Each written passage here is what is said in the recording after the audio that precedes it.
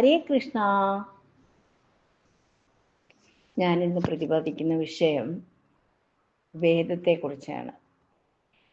എന്താണ് വേദം? വേദം ഒരു മനുഷ്യരാശി, അതായത് നമ്മളെല്ലാവരും മനസ്സിലാക്കിയിരിക്കേണ്ട ഒരു ഉത്തമ മൂല്യമാണ് വേദം. ആ വേദത്തിനെ കുറിച്ച് നമ്മളെ പൂർണ്ണമായും മനസ്സിലാക്കണം. നമ്മളുടെ ഒരു ഹിന്ദു എന്ന രീതിയിൽ തന്നെ നമ്മൾ ഏറ്റവും മഹത്വമായ മനസ്സിലാക്കിയിരിക്കേണ്ട ഒരു വിഷയം വേദങ്ങൾ പഠിക്കണം. അതായത് വേദം എന്താണ് പഠിക്കണം എന്ന് നമ്മൾ വിചാരിക്കുമ്പോൾ നമ്മൾ ആദ്യം എടുത്തു പറയുന്നത് എന്തുവാ? ഒന്നിൽ മഹാഭാഗവതം, അല്ലെങ്കിൽ രാമായണം, ഭഗവത്ഗീത, നാരായണ, ഇതൊക്കെയാണ് നമ്മൾ മനസ്സിലാക്കിയിരിക്കുന്നത്. പക്ഷേ വേദത്തെക്കുറിച്ചാണ് നമ്മൾ കൂടുതൽ മനസ്സിലാക്കിയിരിക്കേണ്ടത്. സൃഷ്ടിയുടെ ആരംഭത്തിൽ ഈശ്വരൻ കനിഞ്ഞു നൽകിയ ജ്ഞാനരാശിയാണ് വേദം. വേദം എന്ന പദത്തിൻ്റെ അർത്ഥം എന്താണെന്നും കൂടി നമ്മൾ മനസ്സിലാക്കണം. വിത്ത് ജ്ഞാനേന എന്ന ധാതുവിൽ നിന്നാണ് വേദശബ്ദത്തിൻ്റെ നിഷ്പത്തി തന്നെ. വേദം ശബ്ദത്തിന് അറിവ് എന്നാണ് അർത്ഥം മനസ്സിലാക്കുന്നത്. വേദങ്ങൾ എത്ര വിധമാണുള്ളത്, ഏതെല്ലാം ആണെന്നും കൂടി നമ്മൾ മനസ്സിലാക്കേണ്ടതാണ്. 4 തരത്തിലാണ് വേദങ്ങൾ അടങ്ങിയിരിക്കുന്നത്: ഋഗ്വേദം, യജുർവേദം, സാമവേദം, അഥർവവേദം. ഓരോ വേദത്തിൻ്റെയും വിഷയം എന്താണെന്നും കൂടി പറഞ്ഞുതരാം. ഋഗ്വേദത്തിൽ പറഞ്ഞിരിക്കുന്നത് ജ്ഞാനമാണ്, യജുർവേദത്തിൽ പറഞ്ഞിരിക്കുന്നതോ കർമ്മവും, സാമവേദത്തിൽ പറഞ്ഞിരിക്കുന്നത് ഉപാസനയും, അഥർവവേദത്തിൽ പറഞ്ഞിരിക്കുന്നത് വിജ്ഞാനവുമാണ്. ഋഗ്വേദം 10522 മന്ത്രങ്ങൾ അടങ്ങിയതാണ്. യജുർവേദമോ 1975 മന്ത്രങ്ങൾ അടങ്ങിയിട്ടുണ്ട്. സാമവേദമാകട്ടെ 1875 മന്ത്രങ്ങളും, അഥർവവേദത്തിൽ 5977 മന്ത്രങ്ങളുമാണ് അടങ്ങിയിരിക്കുന്നത്. 4 വേദങ്ങളിലും കൂടി ആകെ എത്ര മന്ത്രങ്ങളാണ് ഉള്ളതെന്നും കൂടി നമ്മൾ മനസ്സിലാക്കണം. അതായത് 20,349 മന്ത്രങ്ങൾ അടങ്ങിയിട്ടുണ്ട്. വേദം എന്തിനു വേണ്ടിയാണ് പ്രകാശിതമായത്? സകല ജീവജാലങ്ങളുടെയും അഭ്യുദയത്തിനും ശ്രേയസ്സിനും വേണ്ടിയാണ് വേദം പ്രകാശിതമായിട്ടുള്ളത്.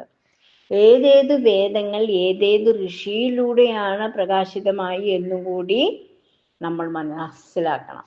ഋഗ്വേദം അഗ്നിയിലും, യജുർവേദം വായുവിലും, സാമവേദം ആദിത്യനിലും, അഥർവവേദം അംഗിരസിലും ആണ് അടങ്ങിയിരിക്കുന്നത്. ഇനി നമുക്ക് ഋഷി ആരാണെന്ന് നോക്കാം. ഋഷി ദർശനാത് സ്തോതോമാൻ ദദർശ, നേരിട്ട് കണ്ടതിനാൽ ഋഷിയായി തീരും.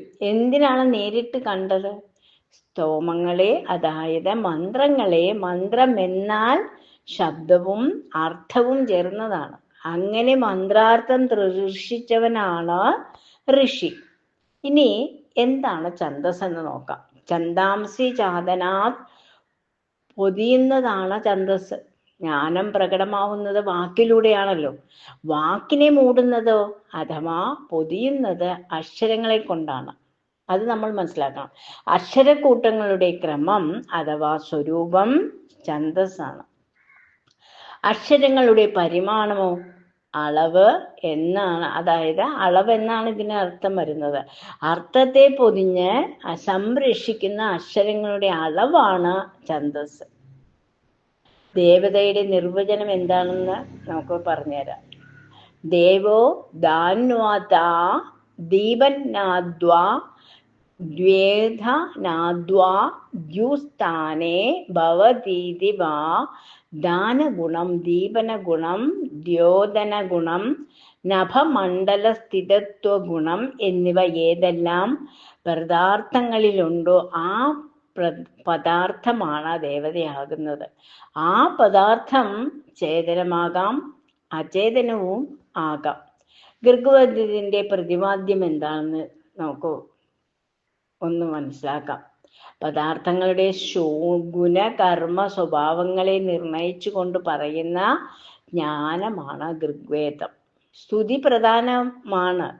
യജുർവേദത്തിൽ മുഖ്യ വിഷയമാണ് കൂടി നമ്മൾ മനസ്സിലാക്കേണ്ടതുണ്ട്. ശ്രേഷ്ഠതമായ കർമ്മമാണ് അഥവാ യജ്ഞമാണ് ഇതിലെ പ്രതിപാദ്യം. മാനവരനുഷ്ഠിക്കേണ്ട കർത്തവ്യങ്ങളും കർമ്മങ്ങളുമാണ് യജസ്സിന്റെ വിഷയം തന്നെ. സാമവേദത്തിന്റെ മുഖ്യ വിഷയമോ ഉപാസനയും ആണ് മുഖ്യ വിഷയം. അഥർവവേദത്തിന്റെ മുഖ്യ വിഷയം അഥർവം സംരക്ഷണ പ്രധാനമാണ്. ഭൗതിക വിജ്ഞാനവും തത്വജ്ഞാനവുമാണ് ഇതിന്റെ മുഖ്യ വിഷയം. മന്ത്രവാദവും അഭിചാരക്രിയകളും അഥർവത്തിന്റെ ആരോപിതമാണ്. ഈ ആരോപണം വസ്തുനിഷ്ഠമല്ല. ഇതാണ് ഈ 4 വേദങ്ങളെ കുറിച്ച് നമ്മൾ മനസ്സിലാക്കേണ്ടത്. ഇനി ഒരു വിഷയങ്ങളെക്കുറിച്ച് നമുക്ക് പിന്നീട് മനസ്സിലാക്കാം.